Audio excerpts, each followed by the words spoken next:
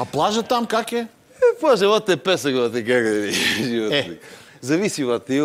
Значи, един ден влизам във водата и гледам, вате, едно голямо мазно петно раиш. Викам, от какво е това нещо, бе, брато?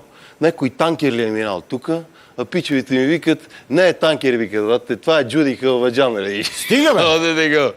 Аз гледах едно твое видео от Тайланд. Ти, между другото, постоянно се снимаш там, пускаш клипчета в социалните мрежи, така споделяш почивката си с твоите почитатели.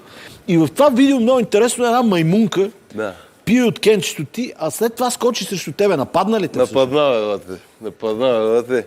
Месите, знаеш какво викат? Викат, по принцип, вика не нападат хора, обаче мене не ме познавате, защото се век наприл на кучера и вика, тук, бе. Ама ти там ли така си пиваше стабилно? Го прикажа, ти гост, куче с наденица плашиш, бате, аз ще ти кажа едно нещо. Аз колкото мога да изпия, ти от тайландците не мога да го препуват. Даже звънах на фанкара и викам, викам, ела до Тайланд да си поркаме двамата тук под палмите. А той вика, не мога, вика, мен в Тайланд се чувствам като гърдите на Ивка Бейбе. Не на място. Хубаво е казал.